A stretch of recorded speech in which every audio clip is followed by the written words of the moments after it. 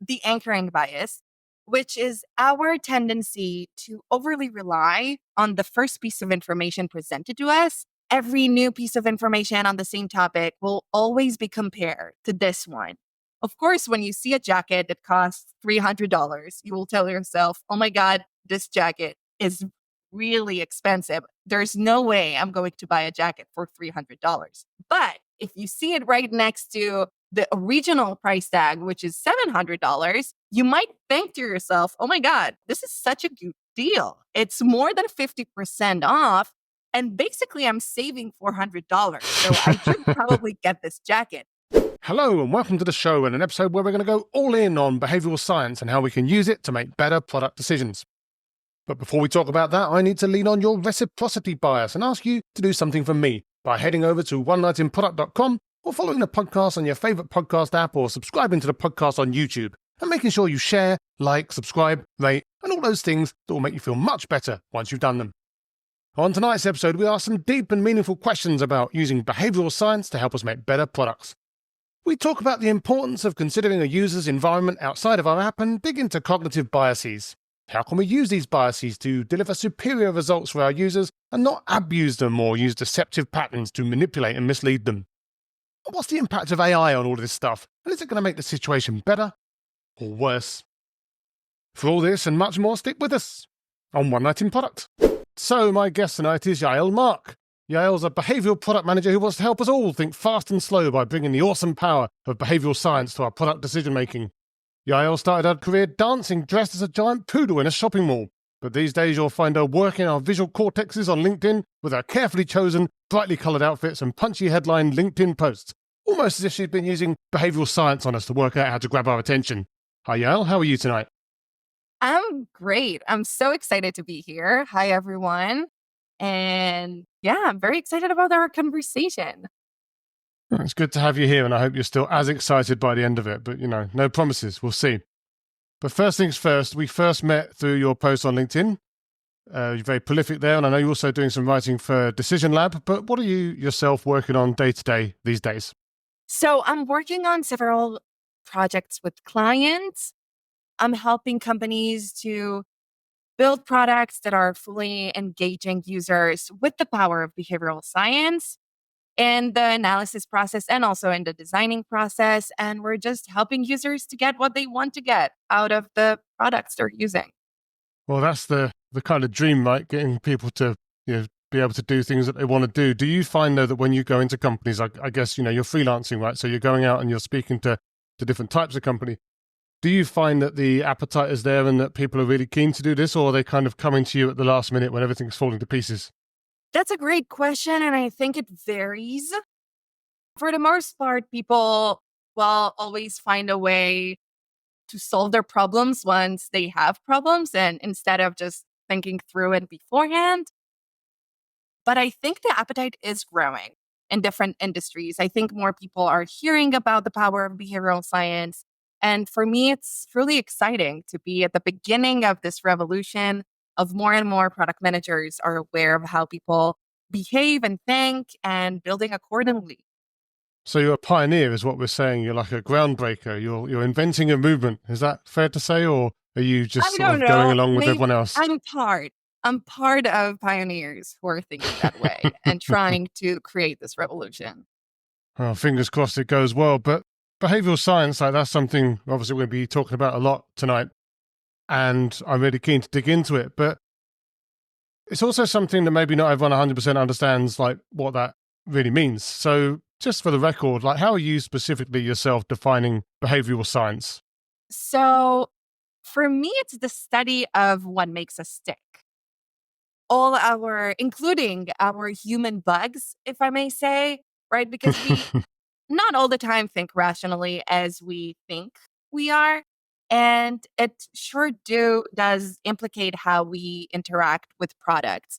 And I think the science of understanding how people have those interactions with their community and the environment they live in and how it impacts what their later on behaviors is just crucial for product managers. So it's all about trying to understand what people are going to do in response to certain stimuli and why they're going to do it and how you can interact with that. very thinking fast and slow, or kind of misbehaving by Richard Thaler, all of these kind of books that talk all about that. And again, maybe we'll go into those in a bit. But I guess before we do that, I'd be really curious to understand like what it was that got you into this in the first place. Like I can understand why it's interesting, and it's certainly something I've got more interested in over the years as I've kind of read book after book on it and started to try and work out what it means, for decisions I have to make and that people are making for me as well. But there must have been a genesis at some point where you sort of sat there and was like, yeah, this is pretty cool. I'm really interested in this. So what was it that got you into that? Was it something that you were interested in from a kid? Was it something that you kind of came to through your studies or through your professional career or something else? Yeah, so it started really in the early days. When I was in high school, I majored in economics, among other things, and we studied about behavioral economics, and my eyes just sparked right away. I was so fascinated about this. Of course, I forgot about this industry for a while because I joined the Israeli army. It's a mandatory service. I'm a born and raised Israeli. So I forgot for a couple of years. I was an intelligence data analyst. And once I became a product manager, it sort of came back to life for me because I wanted to design products that actually suitable for my users. And I realized that I have to get into it. So I started studying behavioral science in a form of economics and psychology as a BA. Yeah, and from there, it just always, I think I will be there all the time from now on. But do you feel though then that kind of behavioral science led you to product management? Or do you feel that that was a separate thing? Because, I can certainly imagine myself that there are benefits to knowing about this stuff when you're thinking about product decisions. But like, it almost sounds like there you're saying that product management and kind of behavioral science, they both sort of resonated with you and kind of both came together at the same time. Is that fair enough? Or did one kind of follow the other? I think both of them came together because, well, I started as a data analyst and then I was exposed to different professions in the tech industry. I thought product management will be the right fit for me because I don't know, I think I love to solve problems and to see users just smiling with the new feature you launch is just a miraculous feeling. And I started doing that and it sort of just came up and both of my passions sort of just combined together. Fun fact that the same year, both of my older siblings became product managers as well. So we are very into all the product managers trends. We have a separate group chat with my sister in law, which is also a product manager. So yeah, both of my loves just sort of collided together at the same time. So you're not just creating a movement in the behavioral science space, but you're also building a dynasty of product managers in the family as well. So this is, this is the Exactly. origin story or something, right? Especially with the green jacket, like a supervillain Which or is, superhero, who knows? yeah, it's really hilarious actually. There's a Jewish joke about Jewish moms and what they want their kids' professions to be. And it's usually an accountant, an engineer, a lawyer, also a doctor. But my sister studied law, my brother studied electrical engineering, and I studied economics. And somehow all of us became product managers instead. Well, the gravity of product management is strong. It's only going to become stronger. But product management is generally, and especially these days, considered quite a hard field to get into. Like, it's one of those chicken or egg scenarios where it's either you need to have experience to get into it, but you can't get it until you're into it. And, the kind of the loop goes on. I do have to ask, though, like, given your experience and understanding and knowledge of behavioral science, were there any kind of hacks that you can use to get into a product management interview or to get people to believe that you're worth a shot for product management as a career if you haven't done it already? Like any kind of biases that you can lean on to help you kind of get an interview even? So I believe that actions lead to actions. And I think the first step, if you don't have any experience in product management, is to spread the word around. For sure, you might have to start with a data analyst role or maybe a QA role, a different role, and then be promoted diagonally. But in the meantime, you must show the value of you becoming a product manager. It could be done via social media. I have to say, I was very skeptical when I started my social media journey, but it seems to be working. So once you're building your brand, you show how fascinated you are about product management and also how you could apply your way of thinking could actually benefit and lead you to your next role. Oh, so everyone needs to be an influencer these days, otherwise they can't get ahead. That seems to be the prevailing Yes. narrative. So yeah, hopefully people will take some inspiration from that. But another interesting thing though about this kind of behavioral science angle is, like you talk about how it helps you with decisions, you talk about how you can use it to make better products, and we're, again, definitely going to dig into that. But it also feels that that's the sort of thing that all product managers say that they're trying to do anyway. And I'm assuming that some of them are doing it either without knowing about these things, without knowing about behavioral science and all of the stuff that you've been looking into, or they kind of almost intuitively know some of it because, we're all humans and we all know roughly vaguely how we think, and maybe even have some basic idea of, say, biases and rationale and stuff like that. But what do you feel is like the superpower that a solid understanding of behavioral science has given you or gives any product manager when they're kind of going into a room, or they're maybe doing some customer discovery or something like that, or trying to design a product, like something that it really unlocks that they didn't have before?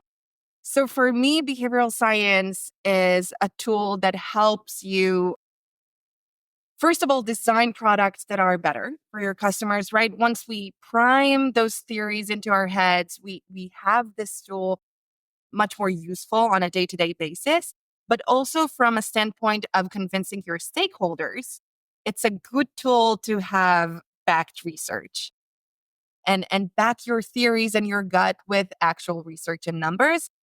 I found it quite revolutionary when I started bringing those type of research, because when I spoke with my developer teams and I told them I think we should do this and not that because I feel like it, they were like, please show me the numbers. Why do you want to do that? Because it seems like you just thinking about it, but we want to see something that is concrete. And once I started showing them those research, they were fascinated by it. They asked me more questions and they were much more motivated because they felt that every line of code they're coding actually have a reason behind it. And they were much more into developing the products we worked on. So there's an interesting angle there about kind of stakeholder management, right? Because, when we think about behavioral science and we think about, starting to get inside the motivations and to some extent the heads of our users, like we're normally thinking about users, right? We're thinking about how can we make a product for users. But it feels like there's an angle here, obviously with your developers that you just talked about, but also maybe to some extent with stakeholders that are also maybe a little bit challenging, like sales or marketing or founders, like using some of these techniques to understand how to motivate or to sell things to them. Do you or have you kind of found success with that kind of approach as well? For sure. I think both sales and marketing departments should incorporate behavioral science thinking in their profession because, as you said, we're all people, we're talking to people, and we're trying to motivate people. So throughout the whole journey of the customer with your product, you want to tell the same story. So you want to use the same tools and have the same words and the same approach. So it's good to have an alignment between all those departments. But it feels like, because my or almost all of my experience is in B2B. And of course you look at it and you go, well, yeah, sure, B2B, fine, you're still ultimately talking to people, right? Like there are people in the organizations that you're selling to. There are stakeholders and champions, all of that within these B2B organizations. But businesses do sometimes feel like they have their own set of kind of biases that almost are an aggregate of all of the biases within the company that are obviously made up of people.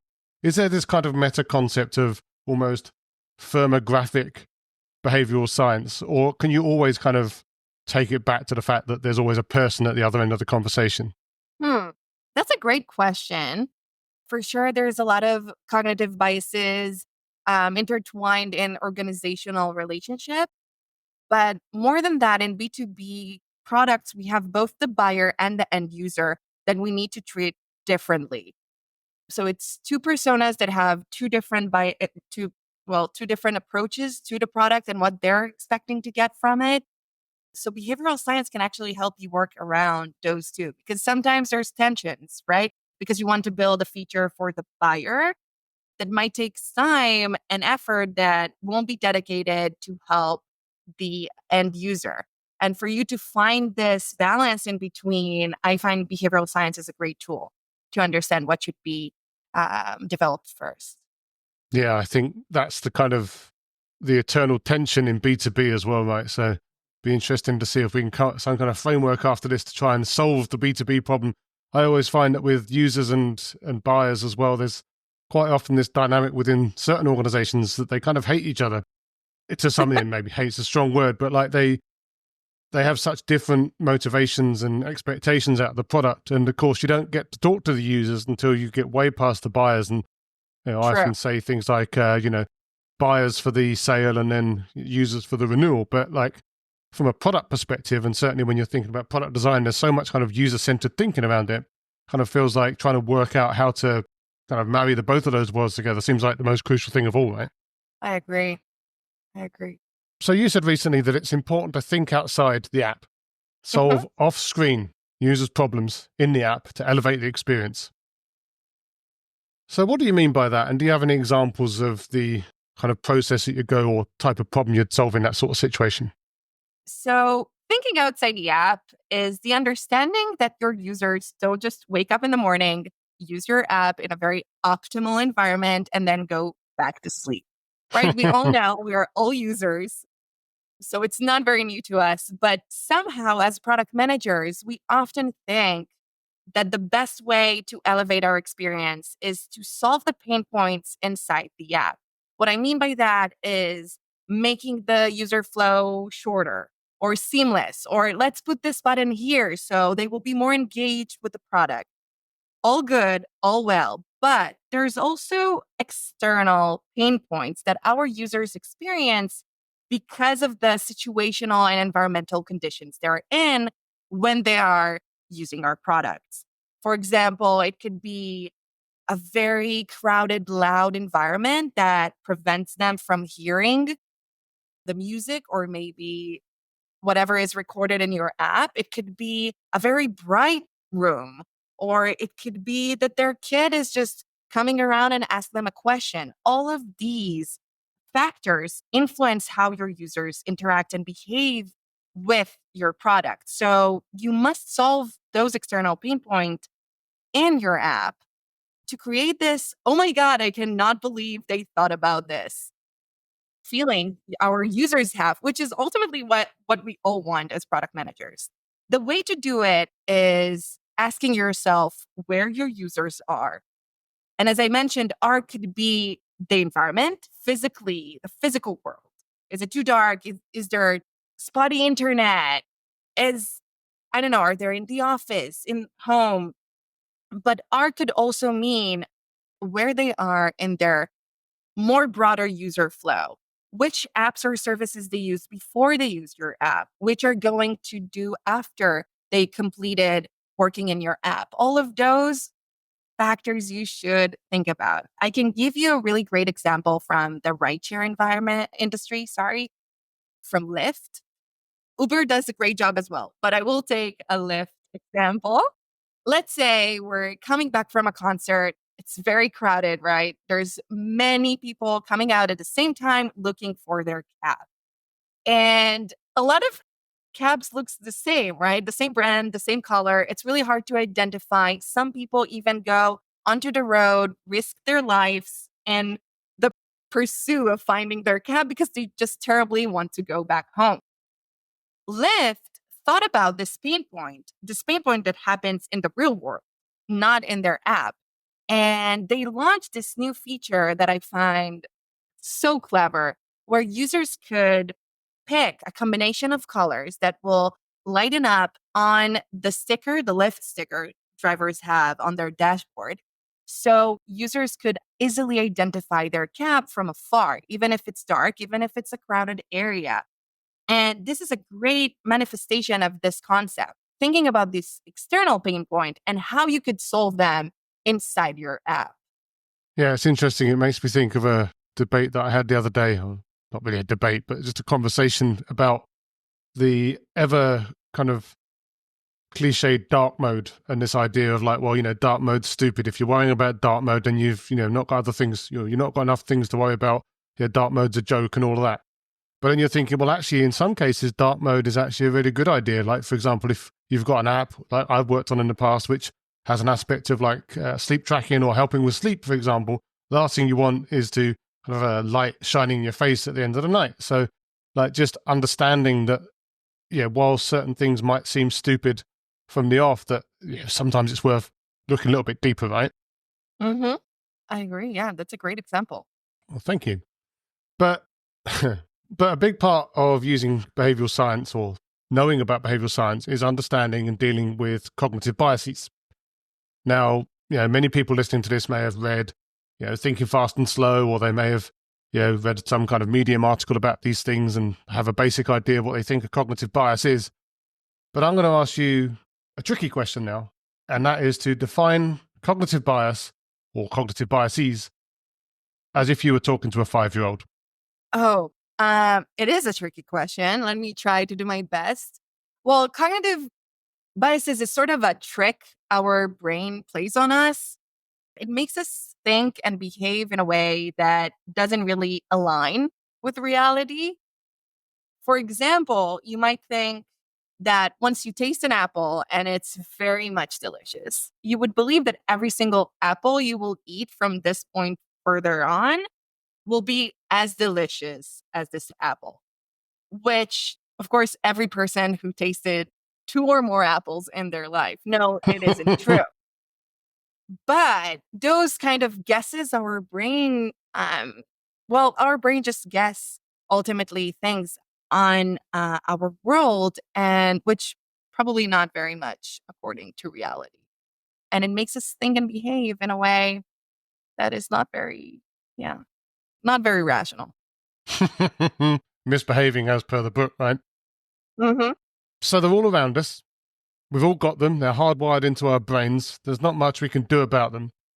But what are some of the most prevalent, I guess, kind of most common cognitive biases that specifically, I guess, from a product management perspective, from a sort of day-to-day product management perspective, product design perspective, like actually building products that do things for people? What are some, in your view at least, some of the most common cognitive biases that affect product decision-making and product design? It is hard to pick from your children, but I will pick, first of all, the anchoring bias, which is our tendency to overly rely on the first piece of information presented to us. Every new piece of information on the same topic will always be compared to this one, which of course change our perspective when making decisions. The most common example will be entering a department store, seeing the original price tag, and right next to it, the sale price tag. Of course, when you see a jacket that costs $300, you will tell yourself, oh my God, this jacket is really expensive. There's no way I'm going to buy a jacket for $300. But if you see it right next to the original price tag, which is $700, you might think to yourself, oh my God, this is such a good deal. It's more than 50% off. And basically, I'm saving $400. So I should probably get this jacket. And this is just a clear demonstration of how those little tweaks influence how we think and how we decide things. So this implication, of course, could be noticeable in pricing model pages, but it's not just about pricing. If lately I saw LinkedIn apply and taps into this anchoring bias by telling content creators that if they post more than 2 posts a week, they will get much more engagement. And with this anchoring, they just create an environment where content creators feel like they have to post more than 2 to actually receive the engagement they want to see. So they're boosting their users' engagement for them to achieve their goals. Another one is cognitive dissonance, which is this mental discomfort we feel when we hold two contradictory beliefs or cognitions. For example, if we think in one way, but we behave otherwise, this mental discomfort usually is an accelerator for us to go and do something. So it will be aligned. And it's a really great tool for product managers to use if you frame the decision making as such that make the user feel like they have two different cognitions that they're holding. A great example will be Amazon Prime, which is probably the best present the US gave me once I relocated. I was very skeptical that I will use it, but I use it probably every day. And because, well, their premise is free shipping, buy it, it will be in your doorstep tomorrow. And because we're all keen to get everything we want right away, you may see users just ordering and ordering throughout the day different things, not thinking about how many rounds of shipping Amazon would have to do to provide each one of those products because they've been bought separately, so they will ship separately. And of course, free shipping, it might be free of cost for the users, but it's not free of the toll of the environment. So on the environment. So in terms of CO2 emissions, those separated shipping travels are pretty bad. And I saw Amazon trying to mitigate this by sort of framing a new decision for their users. You can either, by default, get your shippings and deliveries right away. Whatever comes next will get in your doorstep. Or you could choose to combine all of those into one delivery. It will be for in 2 days, maybe 3 days. You will have to wait, but you're helping the environment because it's fewer trips. You are reducing the CO2 emission. And because most of us will claim that we are environmentally conscious, we will think about actually taking the second option of consolidate those deliveries because we don't want to confront with this contradictory, clear evidence that we are not very much environmentally conscious. So, as you can tell, this is a motivator for users to behave the way you want because Amazon wanted to just reduce their costs and probably reduce the CO2 emission that they're causing to the world. And users wanted to feel good about themselves. So, it's actually a win win situation if you look at it that way. And if I have to choose one more, I will choose the sunk cost fallacy. Which Well, is you've come our this far, you might as well finish, right? right, yes. So the sunk cost fallacy is our tendency to just take into consideration our previous decisions and all those costs that went with it when we're deciding currently. What it means that, for example, as product managers, we all have that in our experience where you think a feature will be developed in 2 weeks, and then your development team is coming to you, knocking on your door or your cubicle and saying, you know what, it will take us another week. And now you have to decide, would you let them do that for another week or you want to switch to a different project that might be more valuable for your customers? Usually people will tell themselves, oh my God, we dedicated so much time and effort already in this project. We might as well complete it. But maybe it's not the best option. Maybe just switching to a different product that will give more value faster to your products is the right for your users, is the right attitude to go with. But usually, because we don't want to accept the fact that we made a false decision and we lost something, we lost the time and the effort and the money, we just stick with our initial decision. So this could also be a tool. I think the greatest example is Duolingo's Strix feature. They're showing and demonstrating clearly to each one of the users what they're going to lose. Because every day they're completing a lesson, they will get another day for their strict. And like if you already did so much, you made it so far, you worked so hard to get those 159 days of strict, it will be so hard for you to lose that. So you will come again in the next day and do. And what's clever about it, that every day the risk of losing just get higher and higher because there's more to lose. There's more time dedicated. But there is an argument, I guess, that in some of these cases, and, maybe Duolingo isn't like the worst example because, it's ultimately kind of a bit of fun. My daughter uses it all the time to help her learn French. It's good to get you coming back and sort of building healthy habits or healthy language learning habits. But that could be really misused as well, right? Like there's a chance to kind of use knowledge of, say, some of these cognitive biases and the way that that people are going to react to certain stimuli to get them to do things that they wouldn't ideally have wanted to do. Now, obviously, a great example of this is, gambling. But like, if there are other things, maybe less pernicious than that, like, how can we make sure that if we're using our knowledge of behavioral science and cognitive biases to kind of inform decision-making or product design, that we don't go too far and we don't end up being kind of the wrong side of the ethical line? Great question. And I think that the answer to it would be how the answer would be what your users are trying to get by using your product and follow along with it. Use those tools, this behavioral science tool, to help them achieve their goal. If their goal is to learning a language, by all means, do that. If their goal is to save more money, help them do that. If their goal is gambling, maybe it's a bit of a tricky one.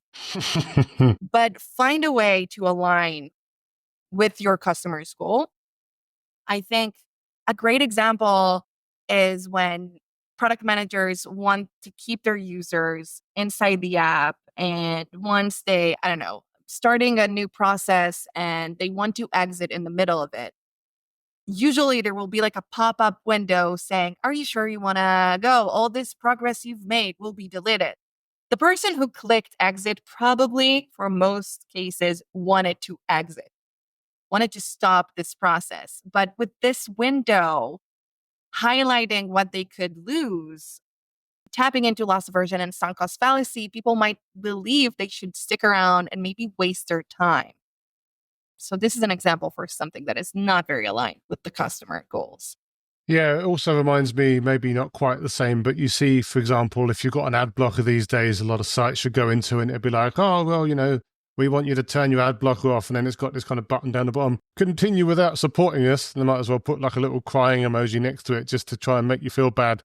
Now, to be fair, there's definitely an argument that these companies need to make money, right? And, not have free users coming in, freeloading off of the back of the people that are paying for it through the ads. But it kind of feels like there's, at least in some quarters, almost like an attempt to kind of pull on the emotional heartstrings of people a little bit.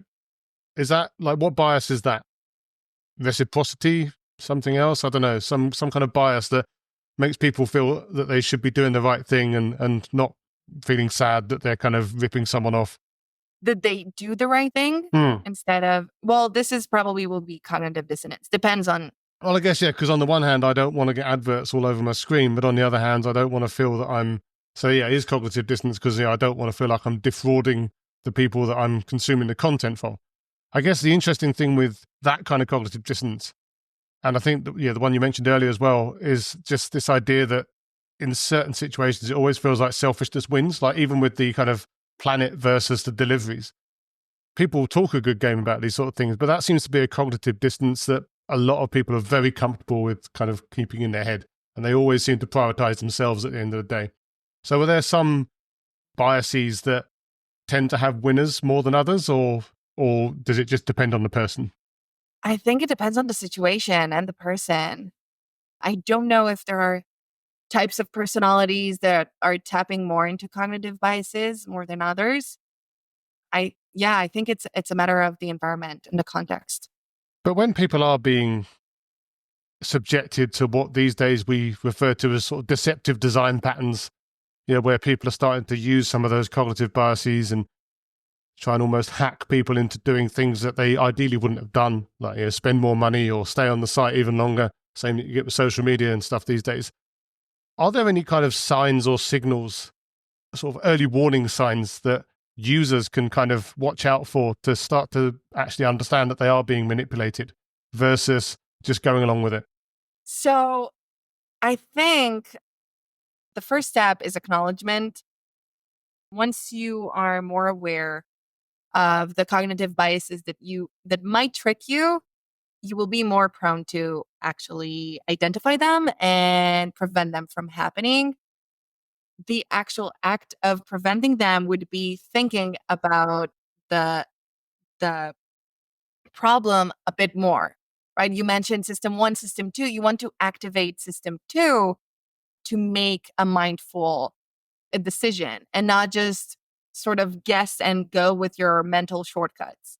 So identify and then activate system 2.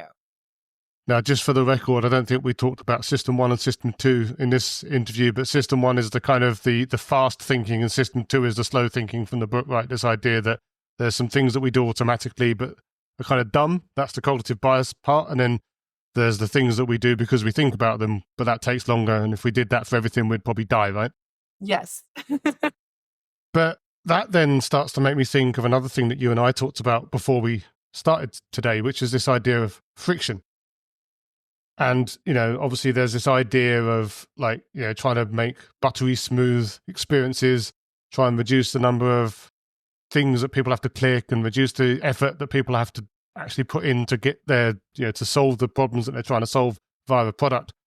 But you kind of talked about good friction and bad friction, and this idea that sometimes it's actually better to introduce a little bit of friction to, I don't know, maybe just go out on a limb here to maybe give people's system 2 a chance to catch up.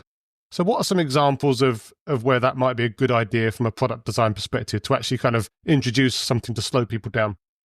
So it, of course, depends on the context, and you should not try this at home if you're not doing some A/B testing to understand which are the steps you want to add some friction and which you want to reduce. Because I think most product managers, in most cases, we think about how to make the process seamlessly to our users. We want to give them everything on a silver platter, which is a good initiative because we are essentially lazy creatures and we want things to come to us on a silver platter. But sometimes we do want to put some effort in because our contribution to a final product could be translated for us as us being more compatible, more creative, and think about ourselves in a more better way because we want to maintain a high self-perception of ourselves. And once we contribute in a making of something, we will probably think that this end product is the best one ever made because it's reflective on our capabilities. So the best example would be IKEA, right? We all know and love the Swedish furniture company.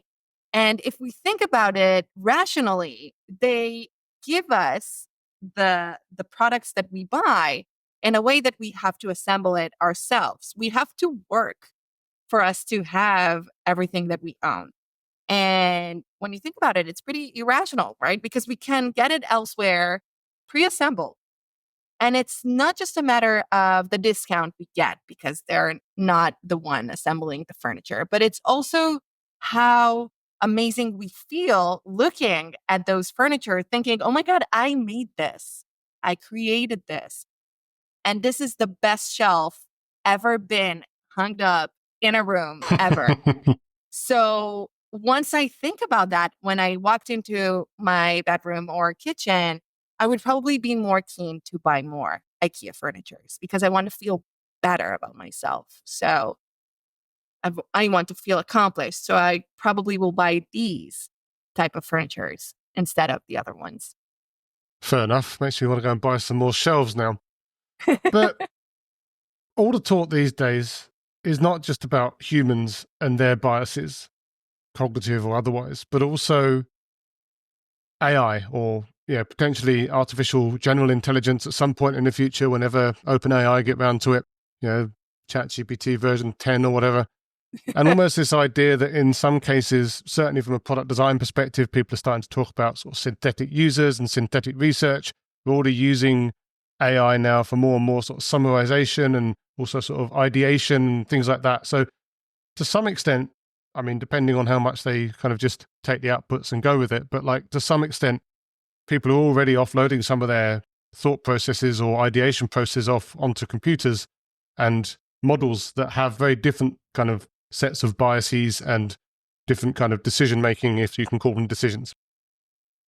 How does that impact, obviously, product design and product management in your perspective, but also potentially any kind of accelerants that you can bring to that to, for example, help you test certain things in a way that's not quite so ethically dubious because you're not A/B testing stuff on individuals that might be harmful? Like, are there any benefits to using some of this new cool stuff to kind of accelerate what you can do with behavioral science?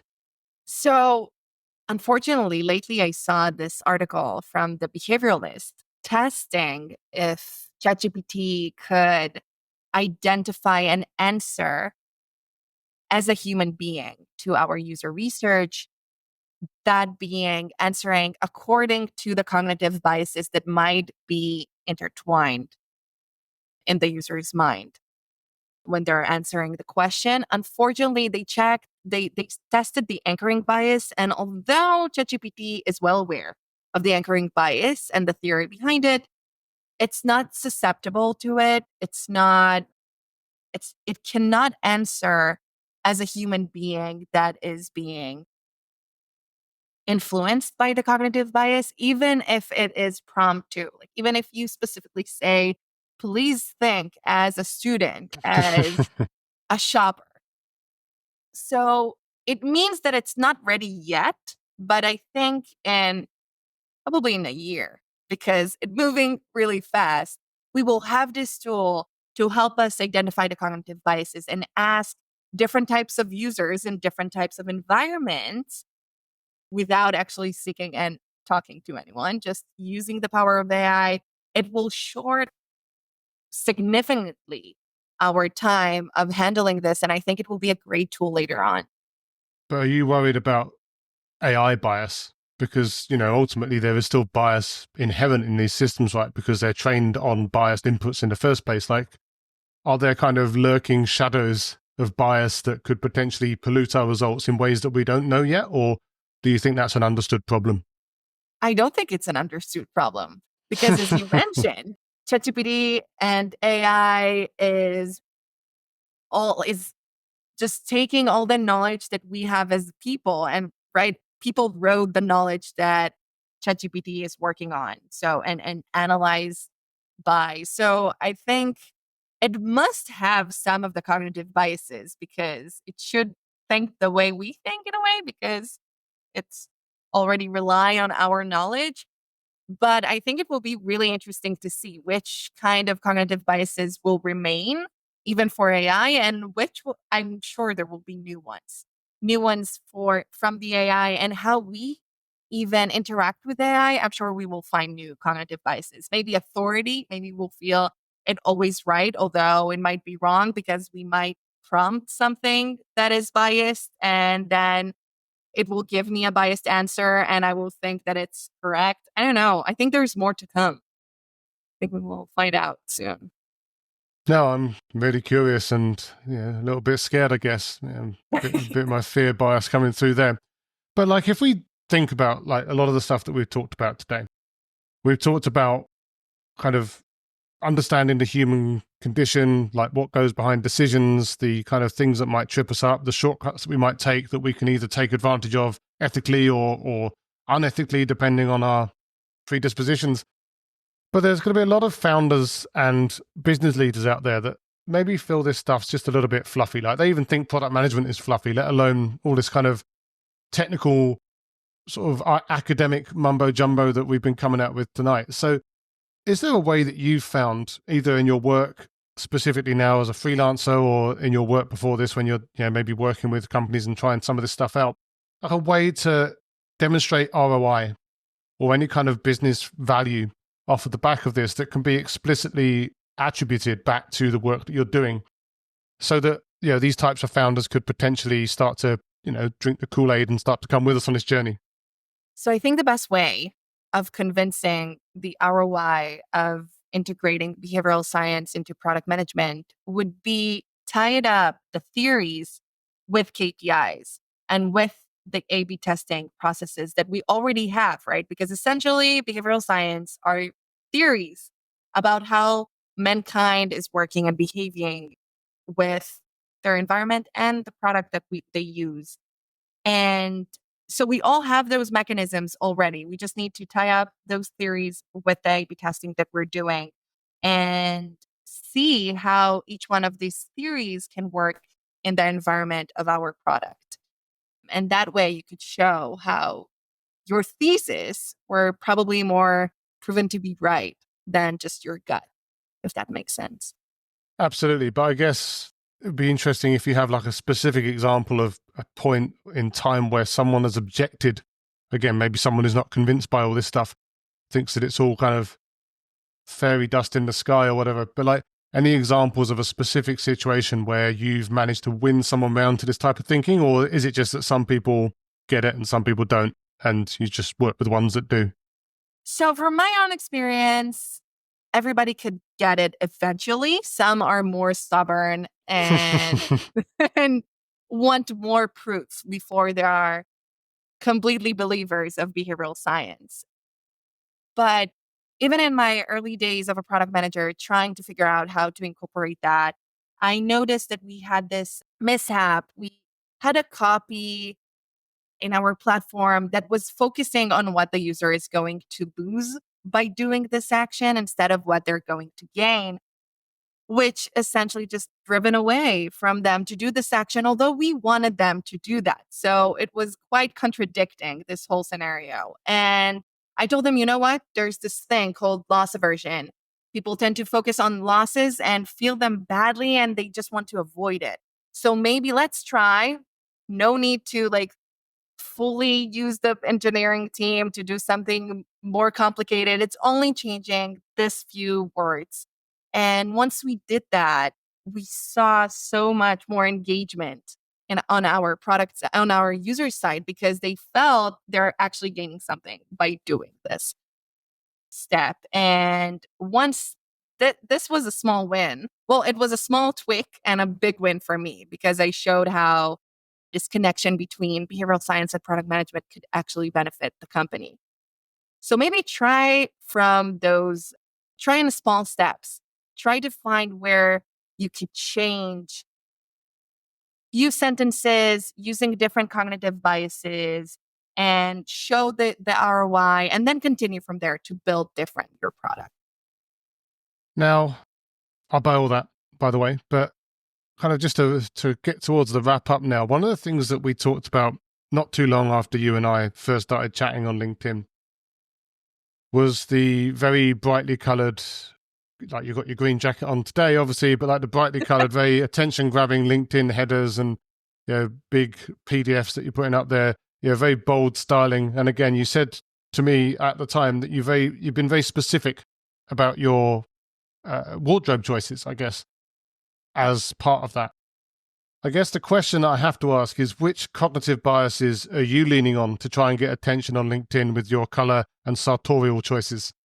So I don't know if it's a cognitive bias. Well, I know it's not a cognitive bias, but the color green boosts creativity, according to psychological research. So I chose to start with it because I think what I want my readers to first feel is their creativity senses just going all around, thinking how they could apply those theories in their own product. And I try to give examples from real life and real products so they could just sort of take this and apply it.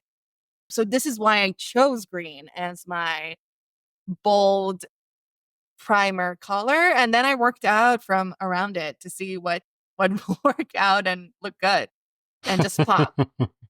Fair enough. Well, like you say, it seems to be working so far, so long may that continue. But where's a good place for someone listening to this who maybe hasn't read some of the books that we've read, and certainly some of the books that you've read, hasn't done any of the work that you've done?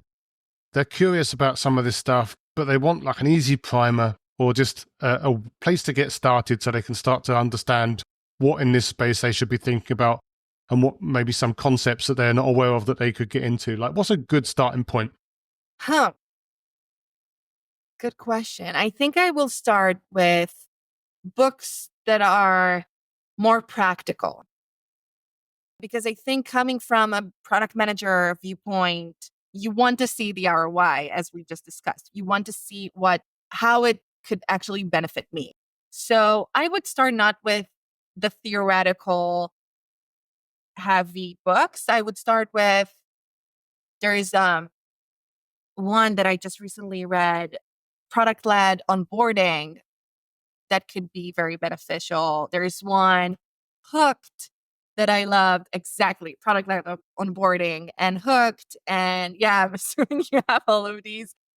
And designing for behavioral change, that could actually show you and demonstrate how you can take those theories and apply it in a very sensible way. And then go and read about system 1, system 2, maybe noise, thinking fast and slow. Yeah. So many books, and there's always more coming as well. So I'm sure you'll be writing a book at some point as well. So At some point, we'll go there. Fair enough. We'll try and get some biases together to force you down that path sooner than you'd like, just so we can all read it.